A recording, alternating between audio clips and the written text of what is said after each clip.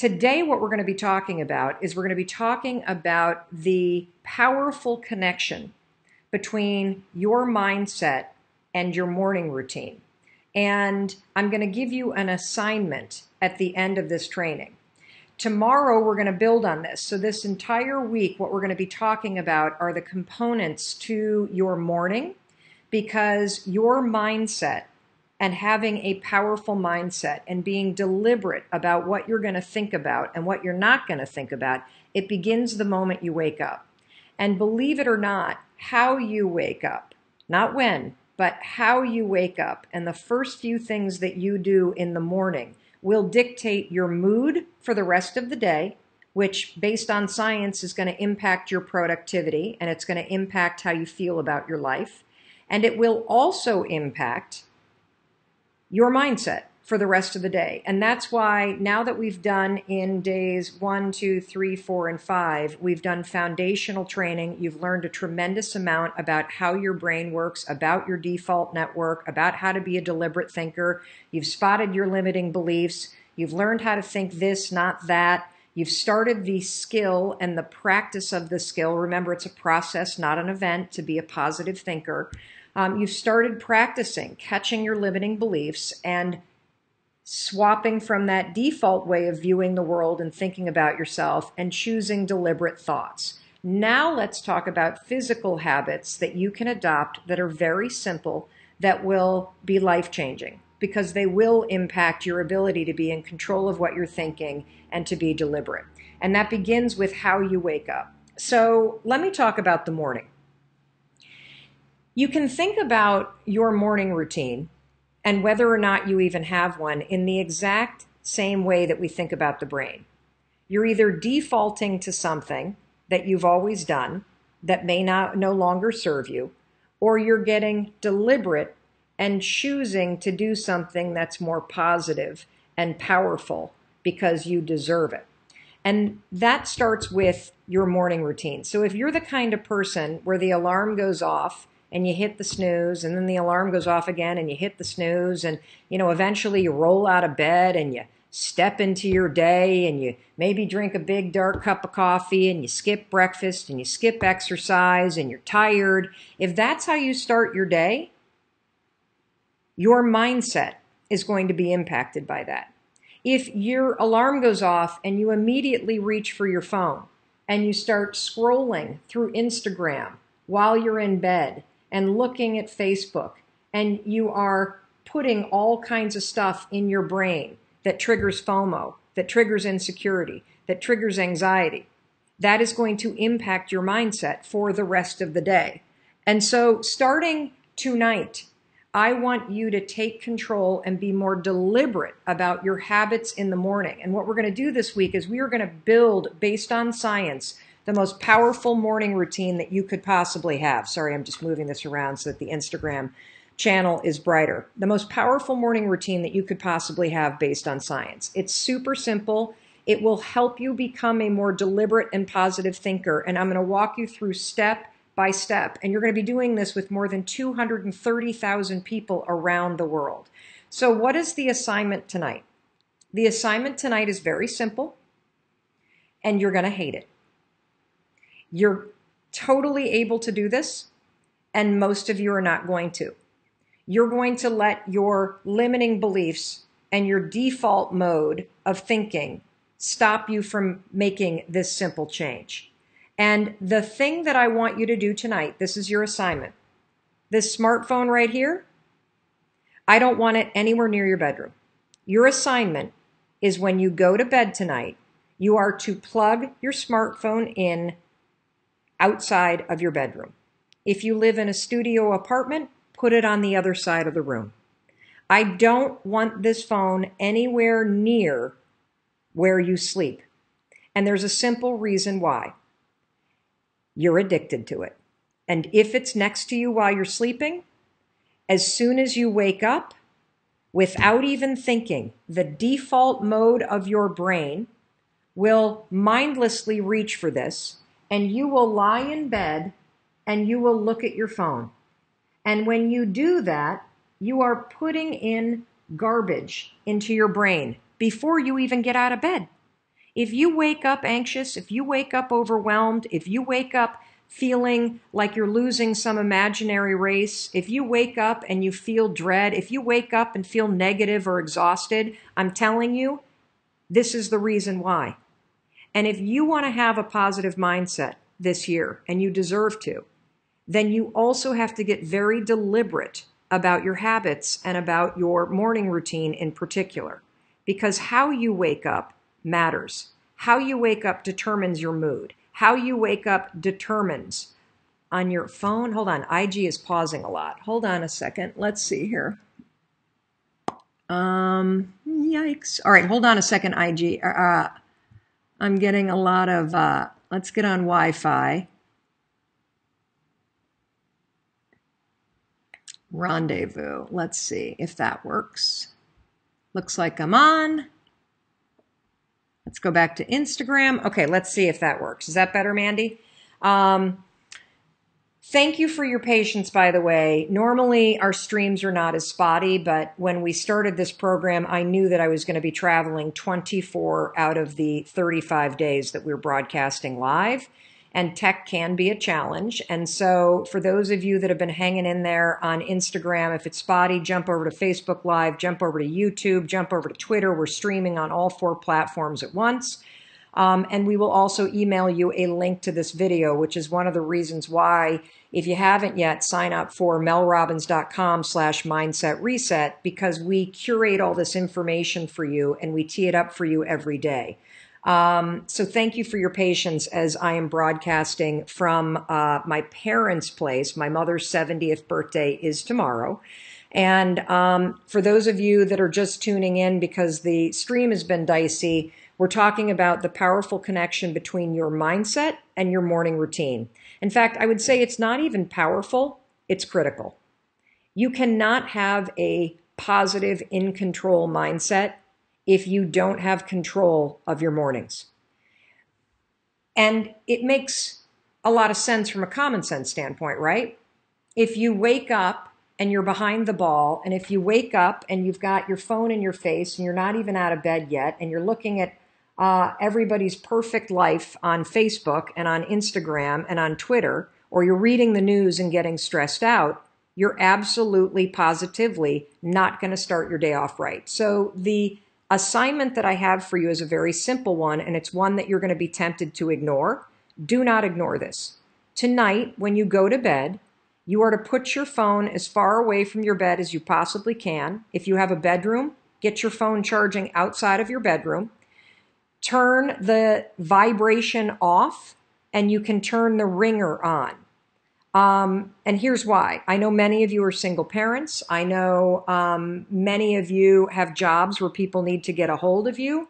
Instagram is reconnecting again, so I don't know what to make of this. I apologize for the feed on Instagram, everybody.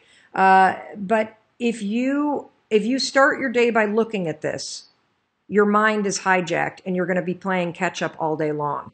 I want to give your brain a fighting chance to be deliberate. Tonight, what I want you to do is sleep without your phone.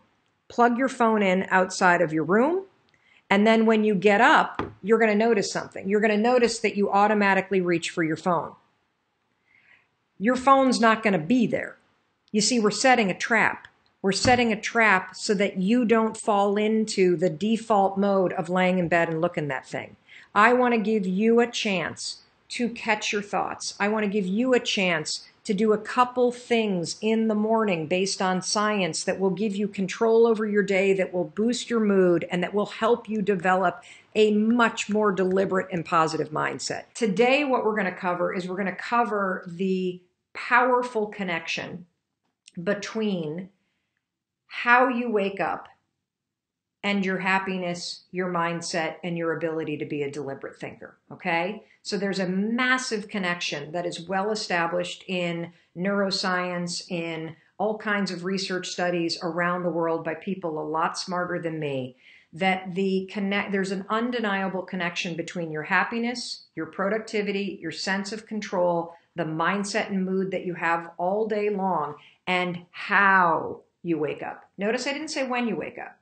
I said how you wake up. And in today's training, I'm going to explain the science around sleep, mindset, and how you should wake up every morning in order to set yourself up for the most positive mindset, the best sense of control, and the most positive mood and productivity that you could have. This is all based in science. This is not something that I'm making up. And this is also the way that I live my life. And it has been a game changer. After I explain this training, it's going to take about 5 to 10 minutes tops. Then I'm going to answer some questions from the training yesterday about plugging your phone in. And I will preview what we're going to talk about tomorrow. Because we're spending this entire week, now that I've taught you everything about deliberate versus default thinking, I'm now teaching you how to create a powerful morning routine so that your morning routine reinforces your ability to be a deliberate thinker and to have a positive mindset all day long, okay? So we're gonna go step by step by step. You already know that the night before, you're gonna plug your phone in outside of your bedroom, away from your bed, so that when that alarm goes off in the morning, you're not reaching for your phone while you're lying in bed and reading social media and the news, which is going to make you feel depressed and anxious. That you're getting out of bed and you have the ability to start your day without your phone in your face. That is critical for your mindset. Now let's talk about the actual act of how you wake up. Not when you wake up, but how you wake up. And this is science, okay? Super important for you to understand that. If you've been following me for a long time, you've probably heard me talk about the fact that you should never, never, never, never hit the snooze button, okay? And let me explain why. Here's how I want you to wake up. When the alarm rings, get out of bed. Period. You want to be a happy person. You want to have a positive mindset. You want to take control of the anxiety, the depression, and the stress that you have. Do not allow yourself, number one, when that alarm goes off, to turn it off and lie in bed and start to ruminate in your mind about everything that you've got to do today and how stressed you feel, and to marinate in those negative thoughts. I do not want you to do that. You're going to use the 5-second rule, 5, 4, 3, 2, 1, and you're going to get out of bed. The other thing I do not want you to do is I do not want you, like I used to do, I do not want you, when the alarm goes off, to reach over and tap the snooze button. The reason why I do not want you to ever tap the snooze button is because of how snoozing for a couple minutes impacts your neurology. It impacts your brain function. Again, this isn't something I made up. This is well-established research. You see, I used to be a chronic snooze button hitter. When Chris and I were going through a really rough time, or I notice in times in my life where I'm feeling stressed out or overwhelmed, when that alarm goes off, there's a small hesitation where I start to feel a little stressed and overwhelmed when I think about the day ahead. And it just feels so safe and so satisfying and so tempting to reach over and hit the snooze button and doze off for 9 minutes or 15 minutes. And then the alarm goes off again, and then I reach over and hit the snooze button, doze off for 9 to 15 minutes. And then the alarm goes off again, and then I reach over. And the reason why it's tempting to do that is because you're delaying having to deal with your life. You are giving yourself a false sense of control that I can find 9 to 15 minutes to just avoid having to deal with what I want to deal with. And so I don't want you to do that. And the reason why I don't want you to ever hit the snooze button is because of how dozing off for 9 to 15 minutes impacts the way that your brain works. So let me explain to you the science of sleep. Let me explain to you why the snooze button is such a dangerous thing to do for your productivity, your happiness, your mindsets, your ability to be a deliberate thinker, your ability to be in control of your life. And look, I know that at least 65% of adults hit the snooze button every single morning. So the reason why I don't want you to ever hit the snooze button, and why this is so important if you want to be in control of your mindset, of your happiness, of your mental health state, is because of the science of sleep. So you and I sleep in cycles. And the reason why we sleep, there's a lot of reasons why we sleep, but there's one main reason. Obviously, we fall asleep because our body needs to rest and rejuvenate, but there's another major reason for why we sleep, and it has to do with brain function. When you sleep, when you and I are falling asleep, half of our brain is allocated to running our body functions. The other half of our brain is able to basically just shut off and not really work. And while you and I are sleeping, do you know what your brain is busy doing? Your brain is busy taking all of the memories and things that happened to you today, and it is returning those memories and storing them in your brain, almost like returning books to a giant library system. If you didn't sleep every night, you would have no memories. One of the main reasons why we sleep is because by resting and allowing part of your brain to shut down for a while, your mind has the ability to store all of your memories from today. You wouldn't have any memories if you didn't sleep every night. And so part of the reason why sleep's so critical has to do with your brain function. It has to do with your cognitive abilities. And so the way that sleep works is we fall asleep. We sleep in cycles of about 75 to 90 minutes, and then we start another one. And we go into another sleep cycle for 75 to 90 minutes. And then we typically start another one, and we start another sleep cycle that goes 75 to 90 minutes. And after 2 or 3 sleep cycles, or heck, if you're lucky, 4 of them, your body and brain go into a mode where for about 2 hours, your brain just goes into a state where it's getting ready to wake up. So for those of you that wake up naturally before an alarm goes off, or the alarm goes off and you've had anywhere from 6 hours plus of sleep, your mind is now in a state, it's not in a sleep cycle, where it is ready to wake up, it is ready to start the day, it is ready to be deliberate. If you wake up in that state and then you reach over and hit the snooze button and you doze off for 9 to 15 minutes, what do you suppose your brain starts again? If you're thinking a sleep cycle, you'd be absolutely right. And how long does a sleep cycle last? A sleep cycle lasts 75 to 90 minutes. So you drift off into a sleep cycle, your brain does, which lasts 75 to 90 minutes. All of a sudden, the alarm goes off 9 to 15 minutes later. Your brain is in a sleep cycle. You are in a medical, neurological state right now that scientists call sleep inertia. It means that by falling into a sleep cycle and waking yourself up 9 to 15 minutes in it, the cortic region of your brain is now trapped in a sleep cycle. And do you realize it takes your brain, once you're awake, 4 hours to shake itself loose of the state of sleep inertia? Why is sleep inertia a bad thing? Studies prove that when you're in a state of sleep inertia, it impacts your speed of processing, it impacts your ability to focus, it impacts your ability to do any kind of strategic thinking.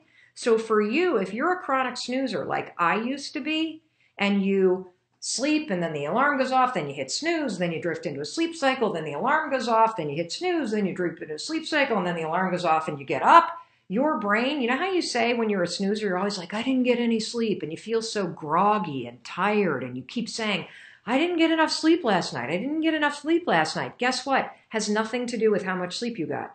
It has to do with the fact that when the alarm went off, instead of getting up, you started another sleep cycle.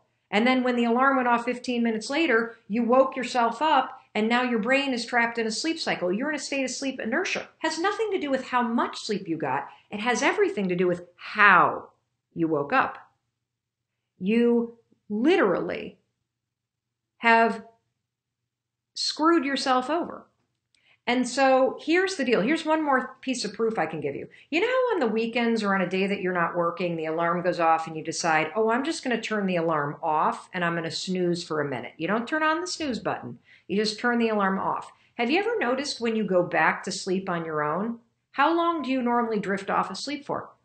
An hour to 2 hours. That's because your brain is executing a sleep cycle. You do it naturally. You've had that experience before, haven't you? Where you've turned off the alarm, drifted back to sleep, and holy cow, you sleep for like 90 minutes. That's a sleep cycle. So that's why I never want you to hit the snooze button. Because when you hit the snooze button, you force yourself into a sleep cycle, you wake yourself up in the middle of it, and then the first 4 hours of the day, you are battling sleep inertia. There's only one way to shock yourself out of sleep inertia, and that's to step in a cold shower. So if you ever have to get up at 4 o'clock in the morning when you probably are in the middle of a sleep cycle, just step in a cold shower. That'll shock your brain awake, and you'll be out of a state of sleep inertia. If you keep hitting the snooze button, I am going to tell you something. It's going to make your anxiety worse. It's going to make your depression heavier.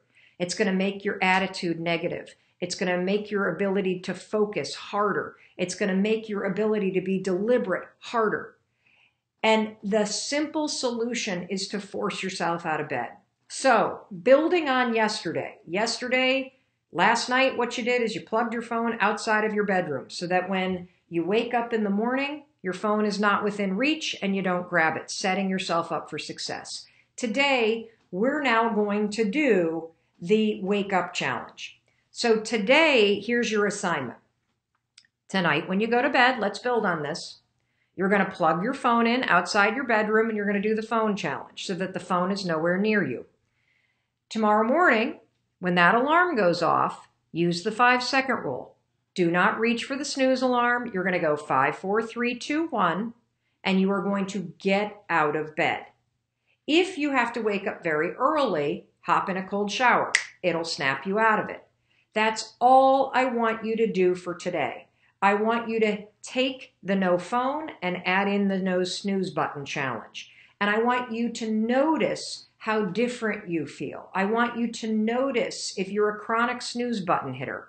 Do you feel a little bit more awake? Do you feel a little bit more focused? Do you feel less groggy than the mornings when you hit the snooze button over and over and over again? Because you know what? The answer is yes. You are going to feel less groggy. Yes, you are going to feel more awake. Yes, you are going to be more in control and more deliberate about what you're thinking about. And so that's all that I want you to do today. Continue to notice your limiting thoughts and then redirect them to something more positive. Remember, it's not an event to have a positive mindset. It's a process. So all day long, keep noticing where you feel like you're not good enough. Keep noticing where those limiting beliefs are popping up. And now we're adding in the skills that give you boundaries and discipline and habits that protect your mindset. Plug the phone in outside the bedroom. When the alarm rings, 5, 4, 3, 2, 1, get your butt out of bed and do not hit that snooze alarm. Will you be angry at me? Most likely. Am I okay with that? You better believe it. Because these small changes, while they're irritating, you're capable of making them. And when you make them consistently, what's going to happen is you're going to start to gain control of your actions, of your mindset, and that's going to have such a game-changing positive impact on your life overall that I'm willing for you to be annoyed with me as you get out of bed every morning, because your dreams deserve to come true.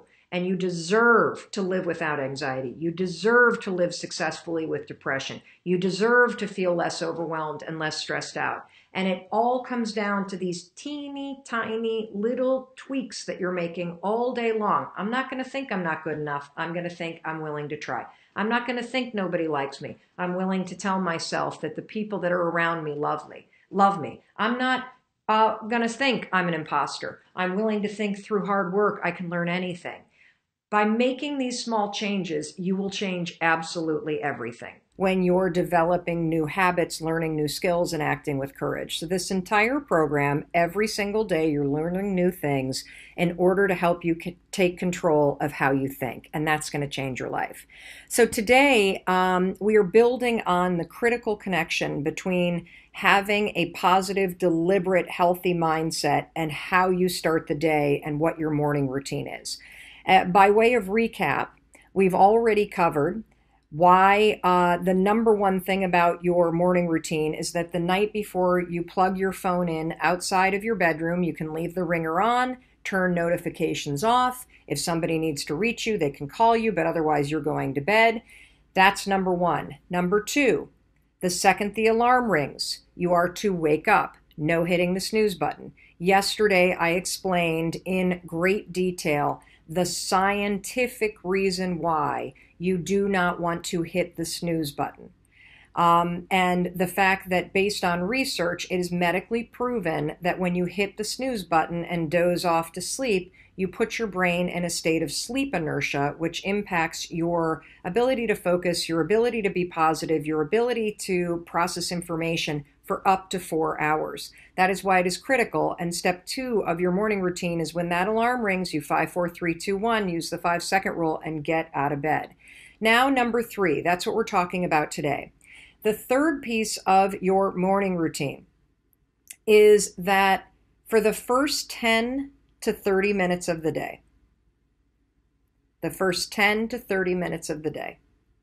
that time is reserved for your dreams. That time is reserved for you. That time is time that you need to protect. You are not to pick up your phone. Do not turn on the television. Do not turn on the radio. No outside world input. All I want you to do for the first 10 to 30 minutes of the day is I want you to give those 10 to 30 minutes to your dreams. I think your dreams deserve 10 minutes, don't you? And you're not going to give them 10 minutes if the first thing that you do is pick up your phone. It's just not going to happen. Your attention is under siege all day long. All day long, the world is trying to sell you something, or they're trying to serve up something that's salacious or tempting or curiosity provoking in order to get your limbic system, which is the interior part of your brain, the fight or flight, the part of your brain that's triggered by emotion and fear. They're trying to trick you to pay attention to things that just don't matter to your dreams, to your day-to-day life, to your family. And that is why it is critical that the first 10 minutes are reserved for you and your dreams. Now, you may be asking, what is it that you should be doing in those 10 to 30 minutes? I'm so glad you asked because I have a gift to give you today. I have developed a journaling method. I'm not selling you anything. Don't worry. I'm actually giving you something for free. I've developed a journaling method that I worked on for the last 3 years. I've taught it to thousands and thousands and thousands of people around the world, whether I'm teaching it from a stage or whether I've incorporated it into other courses or the other training videos that we've done online. This is a journaling method that I use. It takes less than 5 minutes. It's backed by science. And what I'm going to do for the rest of the week is I'm going to walk you step by step through the various prompts that I use in the first 10 minutes of my day to anchor my mood on something positive, to focus on the one thing that matters to me today, to practice gratitude, and to draw boundaries between the things that I need to do and when I need to cut off access to work and when I need to stop working so that I can have a little bit of focus time with my family or with myself for self-care, taking care of myself, whatever. The gift that I'm giving you is in the email that's going out today. We are going to give you a link to the PDF of the 5-second journal. You're going to get the page that I fill out every single morning for free. You can look at it on your phone. You can print it out if you want. You can use it. If you want it, you can of course go to Amazon, but that's not the point of giving it to you. I'm doing these live trainings and I'm teeing up this information because it is so important for you to get deliberate about what you're doing in order to improve your life. And so I want to share with you what I do every morning. I'm going to share with you the science behind it and why I do it and the results that it has created in my life.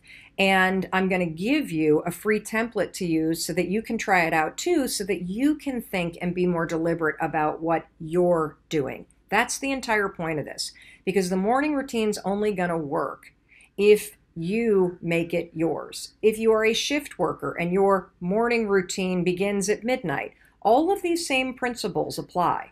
You need to make them work for you, otherwise you're not going to do it. And I'm the kind of person that if something sounds too good to be true, I tend to just sort of get like cynical about things and go, I'm not trying that, that's a gimmick. If I understand the science behind it, which is why I explain the science behind why you should never hit the snooze alarm when you need to get up and get going. When I understand the science and the reason and the research behind something, I am convinced to try it. And when I see results in my own life, then I keep doing it. And so again, today the training is very simple. You're going to continue being deliberate about building a morning routine. Tonight, plug the phone in outside your bedroom. Tomorrow morning when the alarm goes off, you are going to wake up as soon as that alarm gets off. You're welcome to hate me for that. That's fine. 5, 4, 3, 2, 1, get out of bed. If you're using your phone for the alarm, walk across the room, turn off the alarm. Do not pick up your phone. Do not. Go to a different part of the room. Go to the kitchen. Go to the bathroom. Go to your office. Go somewhere else. Crack open your notebook. The first 10 to 30 minutes are for you. Are for you. If you've got kids that get up really early, wake up 15 minutes earlier than you normally do. So you've got that quiet time in the house for you. In the email that goes out later today, I'm going to put in the email the link to the PDF of the 5-second journal template. You can also get that at 5secondjournal.com. If for some reason you're not on the email list, get to melrobbins.com/mindset reset so we can get these things to you. And in tomorrow's post, we'll be sure to upload a link to the PDF so that you can reach it as well. I want to answer a few questions. Tomorrow, I'm going to break down the journaling method, which is why I want you to have it in front of you tomorrow morning when you wake up so you can try it so that the training goes along with it. I also want to preview something. Many of you have been asking about whether or not we're going to get into anxiety. You better believe it. Now that our trainings have covered the default network in your brain, how to become a deliberate thinker, thinking this, not that, learning how to spot your limiting beliefs and switching gears and choosing what you think about. We're now in the middle of building a habit in the morning that's going to help support you be a deliberate thinker and will also give you control first thing in the morning so that you are in control of what you're thinking about. You've planned your day, you've pushed your dreams forward. That's going to start you out in a totally different way. Then we're going to get into topics like anxiety, depression, how to talk to your kids about anxiety. These are issues and mental health challenges that you face when your limiting beliefs, your worries, and your stress become not only your default, but they start to spin out of control and become the constant way that you think, not just the default that gets triggered. So we're going to be covering all of that in the coming weeks. This is game-changing stuff, but we got to start with the foundational stuff first. Default versus deliberate thinking, thinking this, not that, spotting your limiting beliefs and realizing it's a habit the way that you think that way. It's not the truth. And now building a morning routine so that the way that you wake up, how you wake up, and how you spend those first couple minutes of the day support your mindset changing and give you control through the rest of the day. Before I preview what we're going to talk about tomorrow, let me jump into some of the questions that we've gotten. If you've got questions, just put them right down there. Tell me, did you take the phone challenge? Did you take the snooze alarm challenge? Did you hate it? What did you notice? Share with us what's going on, because by you sharing your story, you're going to be inspiring other people as well. Even if you failed, so what? You're trying something new. Failing is just as good as succeeding at something because you're learning something. And guess what? Tomorrow morning when that alarm rings, you get to go for it again. So shout out to Edith Shaw on Facebook. I wasn't sure if I could actually go to sleep knowing my phone was in another room, but I did. I turned it to silent and went to sleep. It was weird to say the least, and I did find myself reaching for it in the middle of the night only to find it wasn't there. Did you do that too? I know, it's a really crazy habit to break because you don't realize how addicted you are. But here's the good news. This is what Edith noticed. I really noticed the difference. I had space in my mind to think about my day. I visualized for a few moments. I thought about how my day will unfold. I wrote in my planner, and all felt a lot more peaceful and calm. Deirdre, she accepted the challenge last night, which actually had her get out of bed to cut off the phone alarm. Then she put the phone back down until I was ready to check the news. I was so much more productive and awake before leaving my house to get to the gym. I will do this every day now. I am hammering this stuff because it works. Here's a few more. Amy Robbins on Facebook. You mentioned if you wake up before the alarm, you need to get up. I often wake up early but don't want to get up yet. Am I out of luck and just need to get out of bed? Amy, look, you got to make this work for you. So if you wake up before the alarm and you have a meditation practice where you lie in your bed and you meditate and it works for you, do it. Then get up. What I don't want you to do, Amy, is drift back to sleep, because drifting back to sleep causes your brain to go into another sleep cycle, which lasts 75 to 90 minutes. And if you wake up before the 75 to 90 minutes, you've put your brain in a state of sleep inertia, and that's going to impact your productivity for the next 4 hours and your focus for the next 4 hours. That's why I don't want you drifting back to sleep. I could never lie in bed. I'm not that kind of person because I will fall back asleep. I hate getting up. But if it works for you as part of your mindfulness routine, your morning practice, to wake up before the alarm, have a mindfulness practice, and then 5, 4, 3, 2, 1, get up, don't look at your phone, take the first 10 to 30 minutes for yourself, fantastic, go for it. Make it your own. That way you'll actually do it.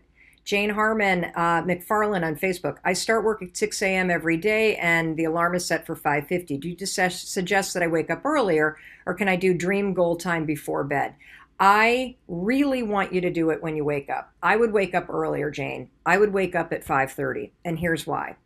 The reason why is when you wake up, you got a clean slate. What I would love for you to deliberately put into your prefrontal cortex, the executive center of your brain, is I would like you to deliberately put how you want your day to go, what's the one thing that matters to you, and one thing that you can do to advance your dreams. Why? If you go back to some of the earlier trainings when we talk about the 2 modes of the brain and the fact that we all have a default mode network that acts like a filtering system in our minds. Part of the reason why I want you to wake up and engage the executive center of your brain, your prefrontal cortex, and be deliberate about what you're thinking is that by doing that, we are reprogramming your default network. We are telling the default network in your brain, the fabric and filter system in your brain, what you care about and what we want help spotting opportunities around. You know how there are moments in your life where you feel like you're in a state of flow and you notice these magical coincidences and you spot all kinds of interesting connections and things just seem to happen. Part of the reason why that happens, or the law of attraction works, is because by getting deliberate about what you're thinking about and about what you care about, you are priming your mind to be programmed to see connections and opportunities. Visualization, the law of attraction, it's not just some woo-woo garbage. There's hard science that explains why it works, and it has to do with your default mode in your brain, and how when you get deliberate and you engage the executive center in your brain, your prefrontal cortex, you train your brain to help you spot opportunities. Finally, last question, Mikey on Instagram. Why do I feel so guilty for carving out personal time? It's been hard for me since becoming a parent. I'll tell you why, Mikey. I bet it has to do with your limiting belief. I bet it has to do with that negative thing that you default to, whether you think you're not worthy or you think you're not good enough, that somewhere deep down inside, by taking time out for yourself, you are saying to yourself, well, I don't deserve to do that. And the only way that you're going to start to carve out personal time is if you go to war against that limiting belief and you create a new one. And the new one around personal time is, I will be a better parent, a better father, a better husband if I take time and go to the gym. I will be a better parent, a better person, a better husband if I take time to work on my dreams. And by the way, you want your kids to know how to take care of themselves, right? Well, the only way they're going to learn it is if you model it. So if you can't do it for yourself, use modeling, having healthy boundaries and healthy habits as an individual, modeling it for your kids as your motivation.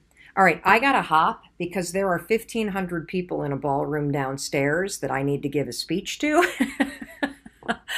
But tomorrow we are going to add on to this mindset training and the connection with your morning routine, and we're going to get personal. You're going to have a copy of my method and the journaling that I do every morning to prime my mind based on science. I'm going to walk you through step by step each one of the steps. I want you to try them. I want you to tweak them and make them your own. And I want you to continue to fight for that 10 to 30 minutes every morning. Here's the recap on your homework. Tonight, you're going to plug in your phone. Outside of your bedroom, you're going to go to bed. When the alarm rings, you're going to get up. 5, 4, 3, 2, 1, no snooze. You're going to turn off the alarm if it's on your phone. And tomorrow morning, you're going to take 10 to 30 minutes, all for you. You can meditate. You can plan your day. You can print out the PDF we're going to mail you in a little bit. That's the journaling page from the 5-second journal, my journaling method. You can fill that out and see how that feels. But you're going to practice grabbing your attention and being deliberate and setting your day up to go in the direction you want it to go in. And something's going to surprise you when you do that. You're going to be training your mind to help you make your day go in the direction that you want it to go. And you're going to start noticing all kinds of connections and magical things that happen. I know it sounds really weird, but it's true. This is the beauty of what happens when you get deliberate about what you want to see in the world. You get deliberate about what you want to say to yourself. And as always, continue to spot those limiting beliefs when they rise up today. And the second you see yourself saying, I'm not enough, I'm not good enough, why did I say something so stupid? Now's not a good time. I better not say what I really feel. You're going to interrupt that old default and you're going to insert something that's positive, because that is the work of doing a mindset reset. It's not a one and done. It's something you do all day long because you are fighting against a lifetime of limiting beliefs. All right. What else was I going to say? In case nobody else tells you today, I want to be the one to tell you that I love you. And I believe in your ability to make your life better. I believe in your ability to be happier. I believe in your ability to pursue your dreams. And that's why I'm here every day, to remind you of that fact and that you got this. I have studied morning routines, journaling methods, the science of productivity. It has taken me 3 years to figure out the perfect morning routine journaling method. It takes me less than 5 minutes. Less than 5 minutes. Each prompt in the journaling method is backed by science. It is designed to make your mindset more powerful. It's designed to give you control. It's designed to leverage the world's most powerful research around focus and around happiness. And literally, it takes you less than 5 minutes. I'm going to walk you through step by step this week the science behind each one of the prompts. I invite you to print this out. I invite you to go to the 5-second journal and look at the science. And I invite you to think about what's working for you so you can create a morning routine that really empowers your mindset. Because I don't want you to wake up in the morning and immediately let the world in. You're under siege all day long from the world, from your friends, from your work, from your emails, from your social media, from the television, from the 24-hour news cycle. Your dreams deserve 10 to 30 minutes in the morning for you to get your head on straight, for you to focus yourself on things that are positive, for you to figure out how to build momentum and make progress on something that matters to you today, and for you to work on building your deliberate way of thinking so that by doing so, you're going to reprogram your default network in your brain so that your mind automatically starts filtering the world in a way that works for you. That's why I'm teaching you this, because it's all building on the things you learned in week 1, on days 1, 2, 3, 4, and 5. Okay, we're on day 9 now. So the first prompt is very, very simple. And the first prompt is all about your mood. So the second that you wake up, remember, you're going to get out of bed. If your alarm is your phone, you're going to turn the alarm off, but you're going to leave your phone where it is, and you're not going to take your phone with you to journal, because I do not want you tempted to even look at it. I want your head clear. I want you present. I want 10 lousy minutes for your dreams. Don't your dreams deserve that? Doesn't your sanity and your happiness and your sense of control deserve 10 lousy minutes in the morning? Of course it does. So the first thing I want you to think about is your mood. And the reason why I'm starting with your mood is because there is tremendous research about your mood in the morning and how the mood that you have in the morning and the energy level that you have can impact your confidence all day long. It can impact your productivity all day long. And it's super important for you to do something first thing in the morning to get present to your mood and your energy, and then do something intentional to boost it, because that will have an established, science-backed, proven impact on your productivity and your focus and your happiness all day long. So there's a very simple prompt at the top. It just is, how do I feel? This is your inner compass. This is how you read your energy. It's a little scale, much like a gas tank in a car, from empty to full. Depleted is empty and full is energized. Me this morning, I woke up feeling meh. You want to, and then over here, you're going to explain, why do you feel this way? Now, it's important to identify why you feel meh or why you feel energized and excited, because it makes you present. You see, we're tuning you into your inner wisdom. We are teaching you how to be present and mindful. And even if when you get present to something that's negative, we're teaching you how to turn it around. See, negative isn't bad, it just is what it is. When you recognize that you woke up and you're feeling, meh, which is how I felt this morning, now that you're present to it, you've got the power to get deliberate and shift it. So why did I wake up and go, meh? I'll tell you why. Because there was some woman in the room next to me who was awake at 4:15 this morning, yapping to the person next to her. They weren't, doing anything that I hate hearing in a hotel room, other people through the wall, if you know what I mean. I'm keeping this family friendly. But she was just talking and talking and talking. And then I woke up again at 4:37, and I woke up again at 5:12, and I woke up again at 5:57, and then I woke up again at 6:20, and then I just got up. I mean, my alarm hadn't even gotten up yet. And I was so annoyed. And that's why it was like, meh, because of this chick next to me in the hotel room. It's actually the first thing that I said to Mandy. So I wrote down, I feel this way because I kept getting interrupted in my sleep and woken up by this person, and that bothered me. And the other reason why I feel meh is my neck kind of hurts. Sleeping in so many hotel beds, it's been lousy for my 50-year-old neck. So now the next thing that you're going to do, how long did that take? 5 seconds. 5 seconds to circle this, 5 seconds to explain why. Now the next one, most important, to feel more energized, I can. We want to boost your mood in the morning. It takes 5 seconds to think about it. So I wrote down, I'm going to get up and exercise. So my business partner, Mandy, and I, we schlepped our way to a Soul Cycle class, a 45-minute spin class here. It was, I'm not in spin shape. That's what I learned this morning. But let me tell you, it boosted my energy. So in just those 3 5-second questions, I have leveraged very profound and powerful science around mood to take control of my mindset. I could have easily in my old life woken up, been interrupted by some woman next door to me in the hotel all night long, been annoyed about it, carried that like, oh, I didn't get enough sleep, all through my entire day.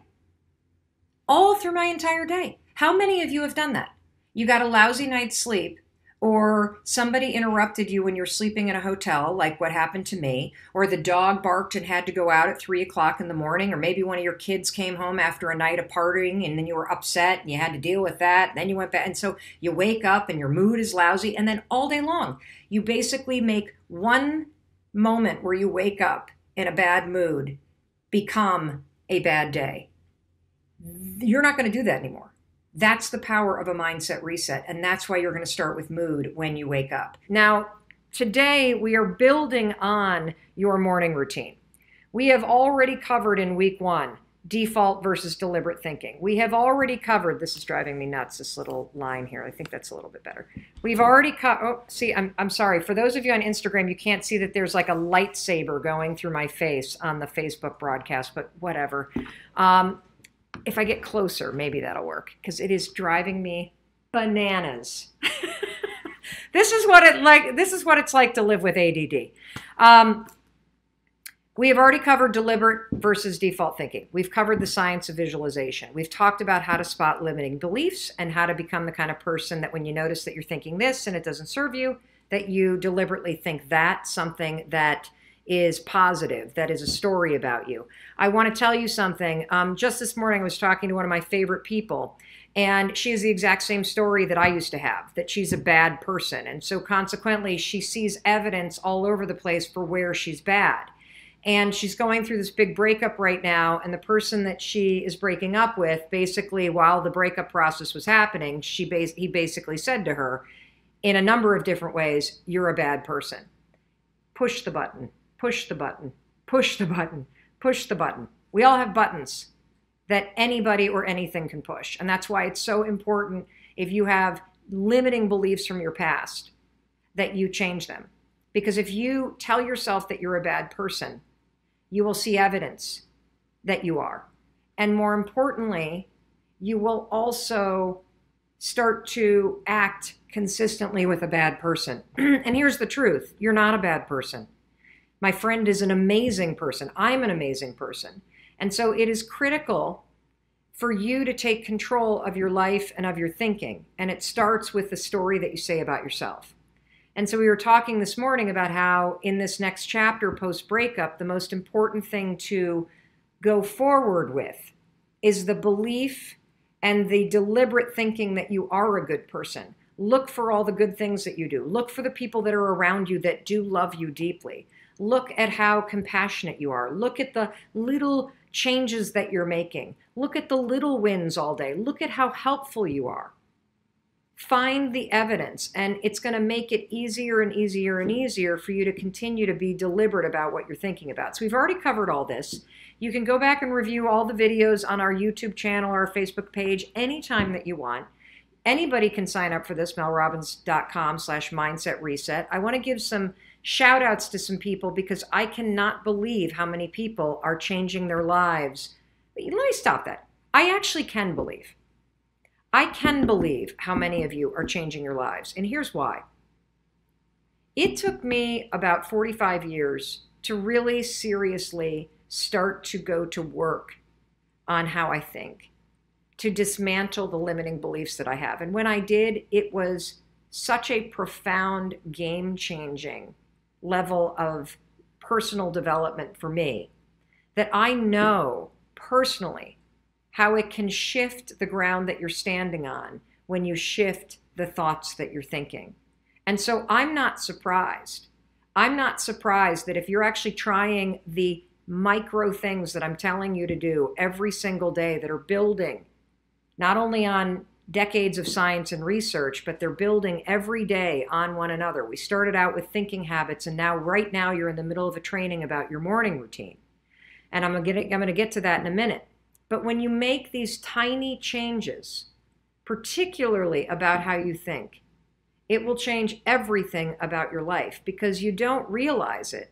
But we walk through life with a filter, and that filter has been programmed by the stories that you tell yourself.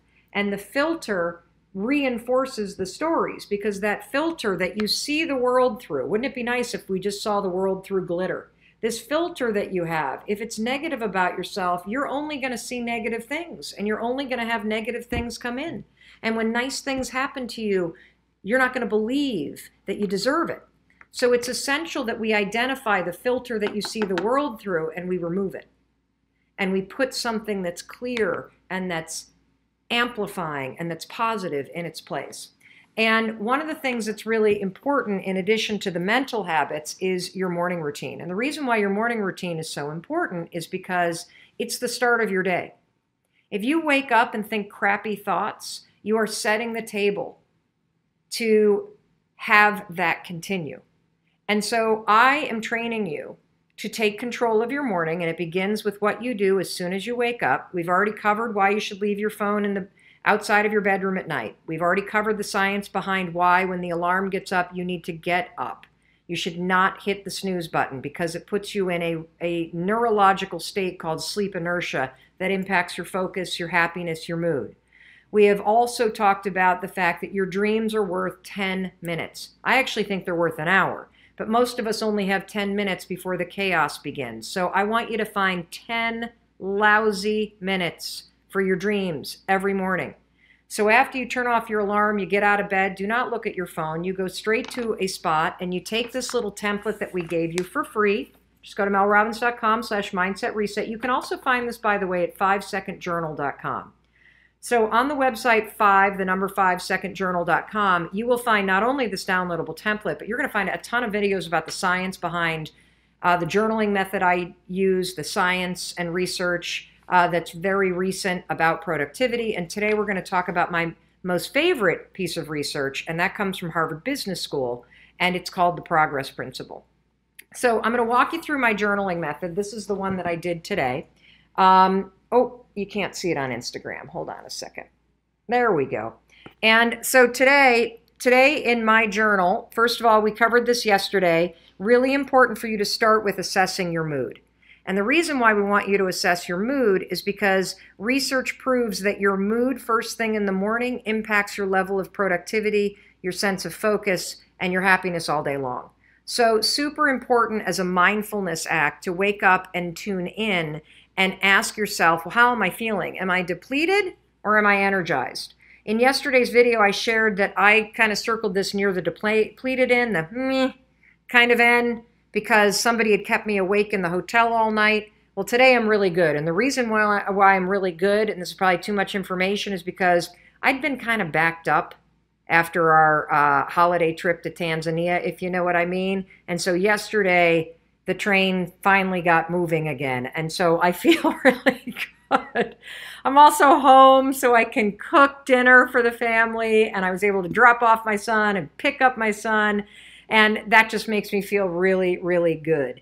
To feel even more energized, I went to yoga class today. And so this is what we covered in yesterday's video, but I'm just showing you. These questions take 5 seconds. And if you learn how to tune in, to read your energy, and then to think of one thing you could do to boost it. By boosting your mood, you're going to boost your focus, you're going to boost your productivity, you're going to boost your sense of control. It's pretty amazing. The next thing we're going to talk about is this puppy right here. This is the most powerful part of the 5-second journal. And again, don't buy it. You don't need to. We emailed you free templates that you can use. You don't ever need to buy this thing. You can just do this in a journal somewhere. You can do this in your own journal. You can do this in a notebook. You can do this in your head, whatever you want. This is the progress principle. This sucker right here has changed my life, and it helps me be a wildly successful woman. You know, we're launching a brand new daytime talk show that's going to have a staff of 70 people, and it's 175 shows a year. My business partners, Mandy and Chris, and I run a media company in Boston. We have a project launching with Audible Originals on February 7th. We put out videos every single day on social media. We are engaging with more than 1 million people a day on social media. On top of that, we have a ton of, I'm delivering 47 speeches between now and the end of May, and I'm still married after 23 years, and my kids talk to me. So I think I'm doing pretty good. And part of it is because I've learned to leverage the progress principle. I don't try to get everything done. Every morning after I assess my mood, based on research from Harvard Business School, I leverage something called the progress principle. And this is what the progress principle states. The people that feel the most productive and the most satisfied with their work are people who make meaningful progress on something that matters to them. That's it. That's it. They're not the people that get 155,000 things done.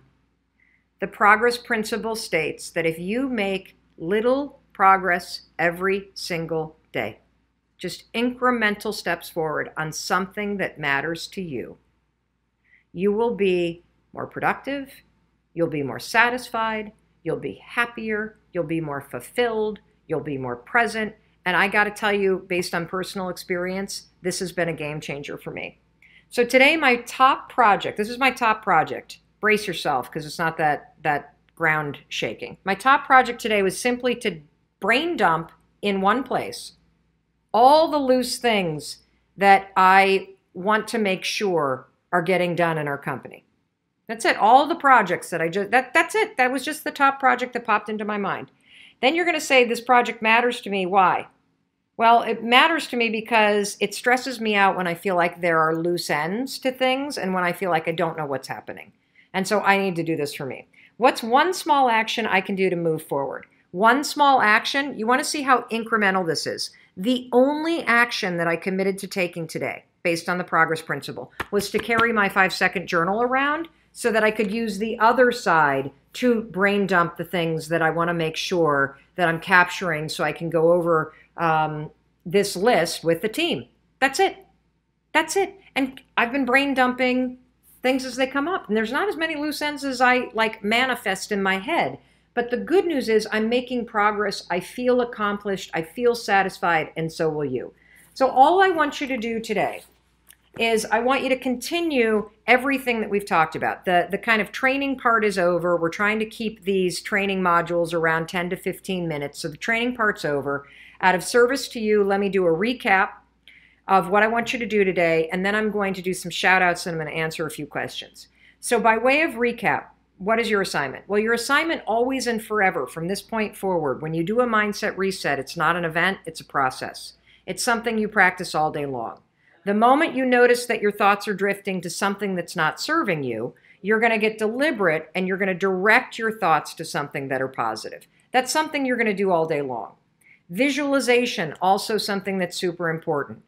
At the beginning of January, we covered the science of visualization. This is one of the most important videos I've ever done because I explain the reason why visualization works, and I also explain the two-step method for how to visualize based on science. So if you haven't watched that, go to January 1st or January 2nd, find the video, watch it, look through your emails. It's all there. But practice visualization. Now, the way you set yourself up for your morning routine, because that's what we're covering yesterday, today, and on the 11th day, we're going to do the final 2 prompts in the morning routine that I do. Tonight, I want you to plug your phone in outside your bedroom. You're going to turn off all the alerts. You're going to leave the ringer on, and you're going to set your alarm. You're going to go to bed.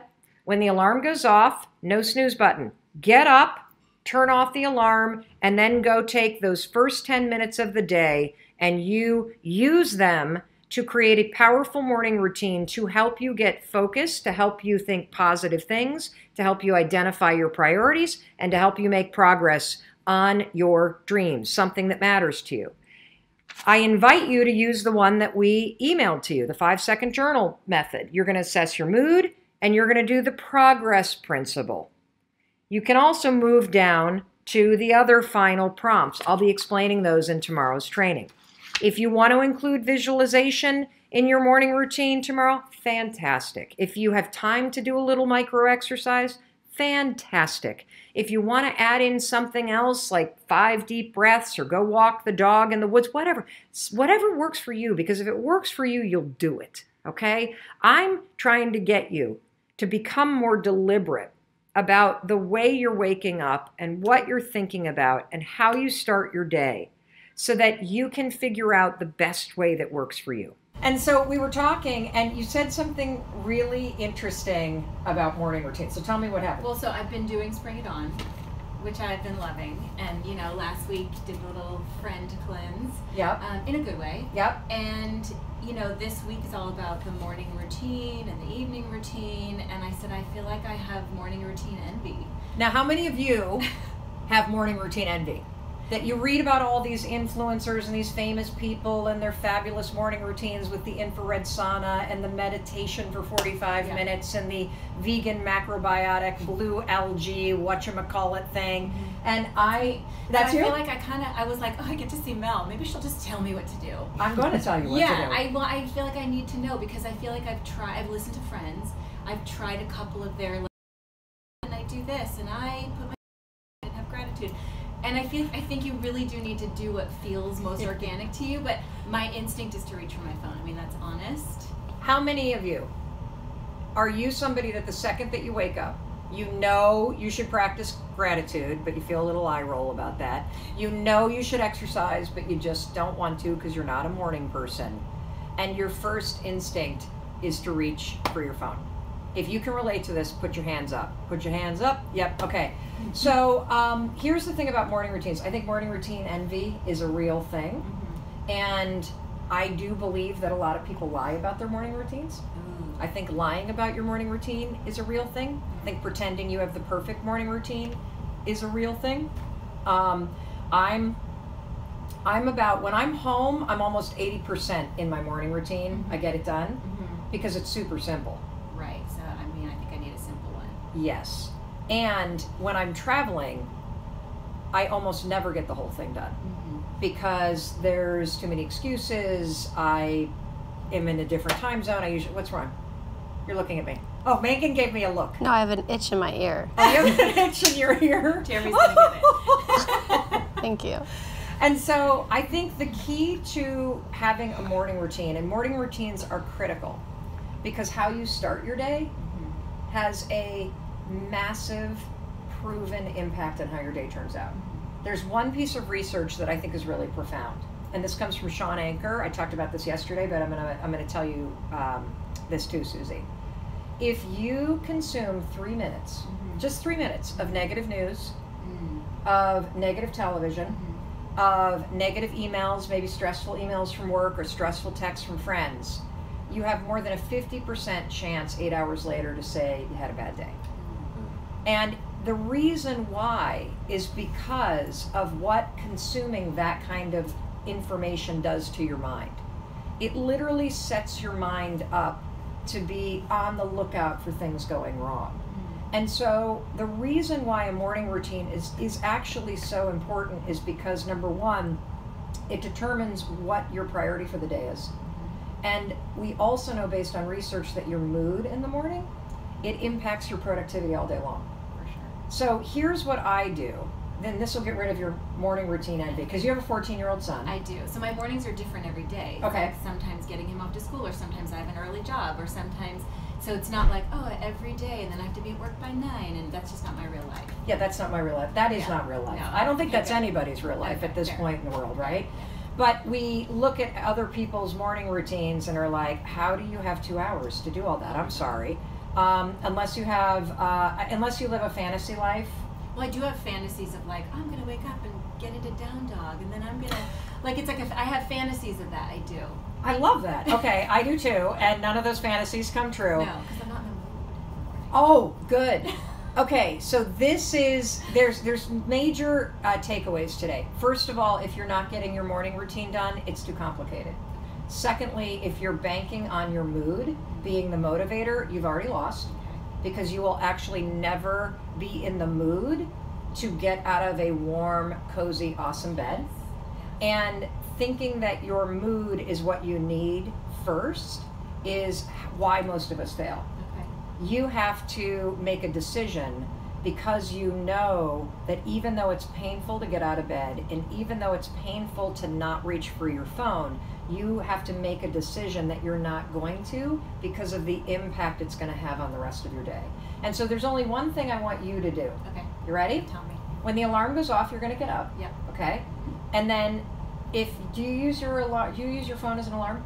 I do, but most days I don't need an alarm. I just body clock. Wow. I do not have that issue. Today I needed an alarm, but Okay. most days, because we sort of get up, get ready for school, the whole thing. Great. Okay, so I prefer that you not put your phone in your bedroom. Okay. That way you can't reach for it. Okay. Because it's a habit to Yeah, reach for it, yeah, and you yeah. don't even realize that True. you're reaching for it. And so what I would prefer that you do is that you put it in your bathroom, or you put it in your kitchen, or you put it on the floor in the corner. Okay. And since you have a 14-year-old who needs you, just leave the ringer on, but Yeah. turn the buzzer off. Okay. If you need me, call me. Okay.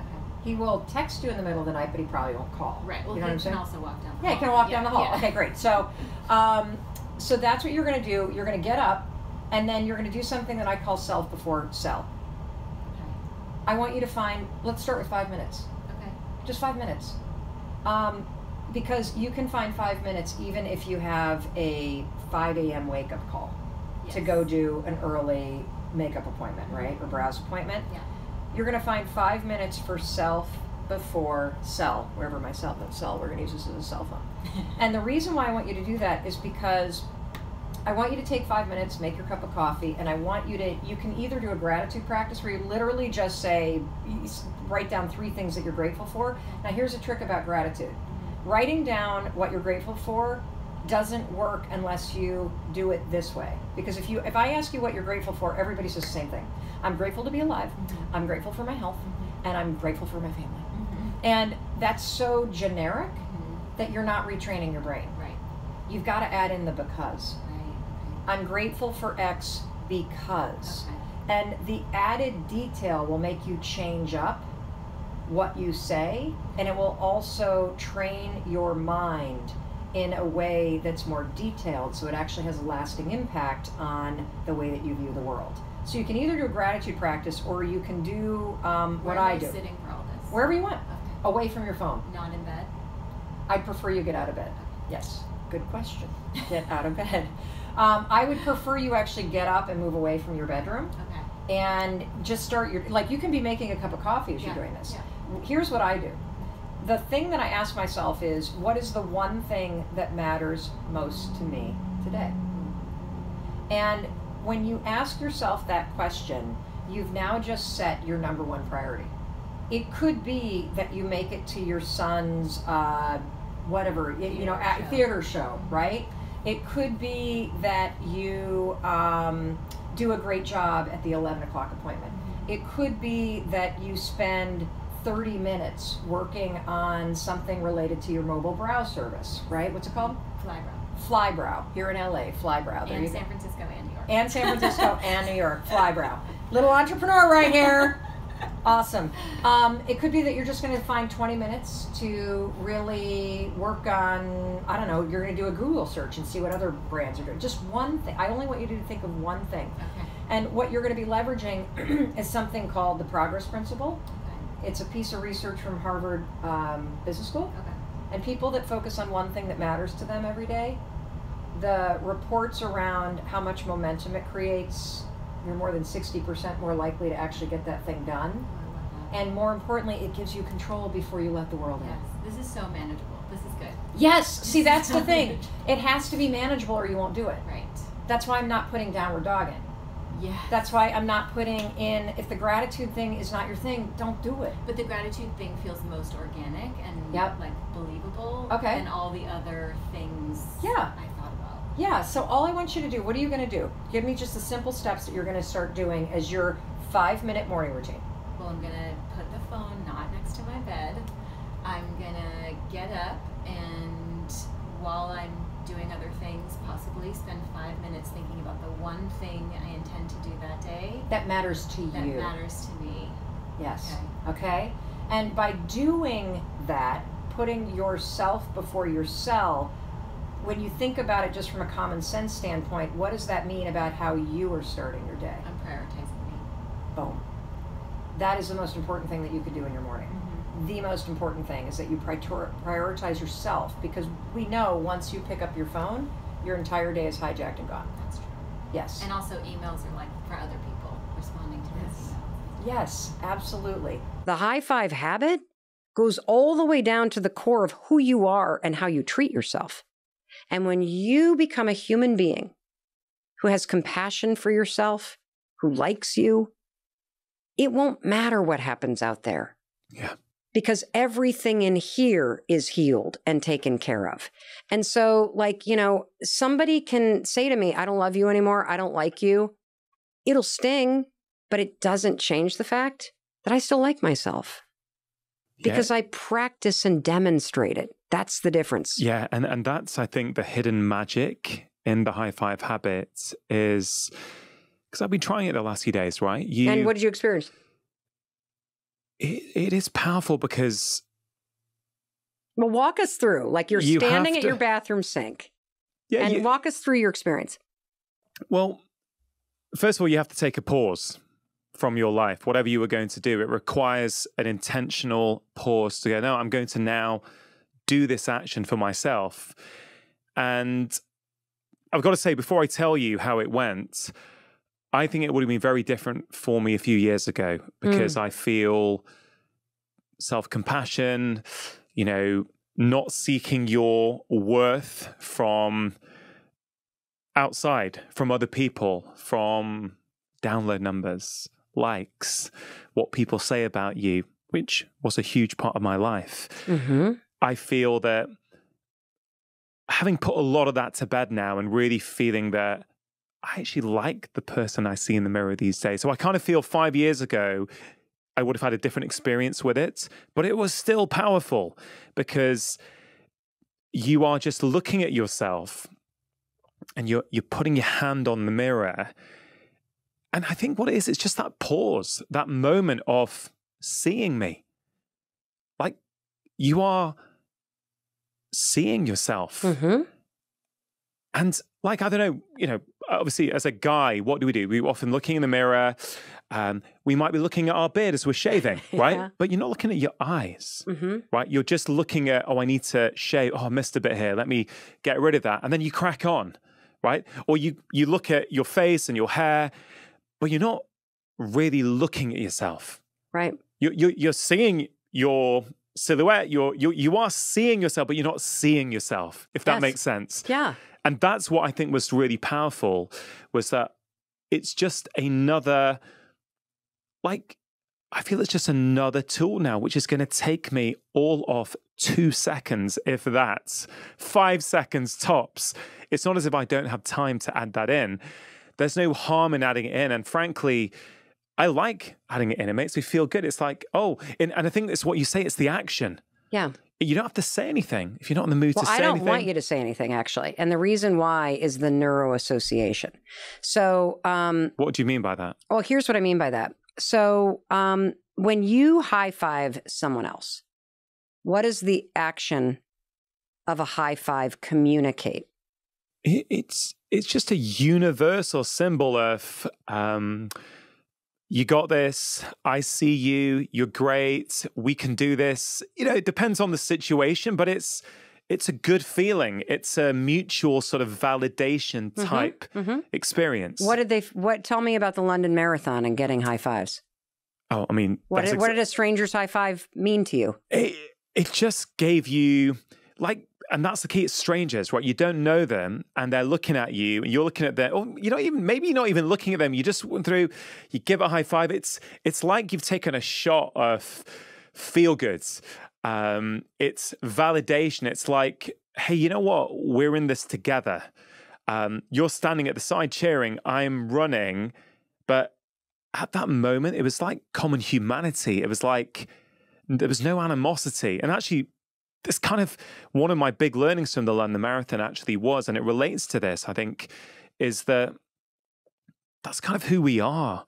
Like in what is considered a very divided world at the moment, I went and did the London Marathon and all I saw was love, strangers giving love to other people that they didn't know, right? And how did they give that love?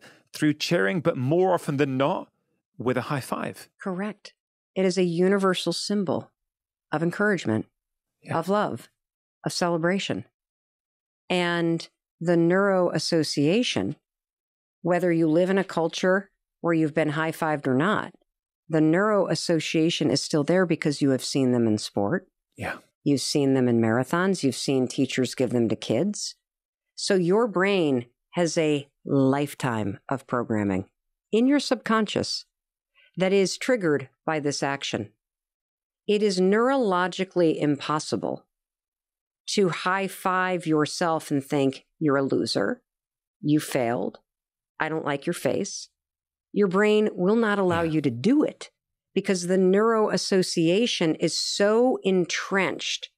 It has only ever meant, I celebrate you, I see you, I got you, keep going, you got this, I'm behind you.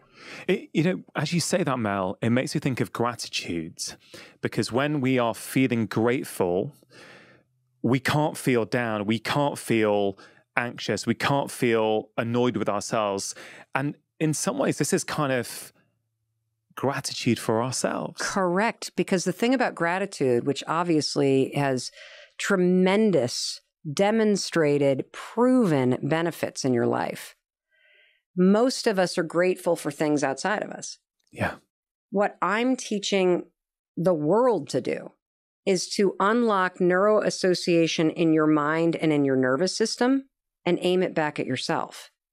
And use this simple habit to interrupt the critic, to break the default loops in your mind associated with judgment, shame, criticism, hatred for self, and to replace it with a new default setting of seeing yourself the way you see your child, which is love.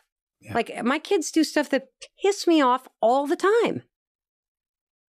And I can be upset with them or disappointed with them, but I never stop loving them. Yeah. And there is something that has happened to each and every one of us that as life's pains and heartaches and disappointments and setbacks sort of stack up, we stop loving ourselves. We start judging ourselves more.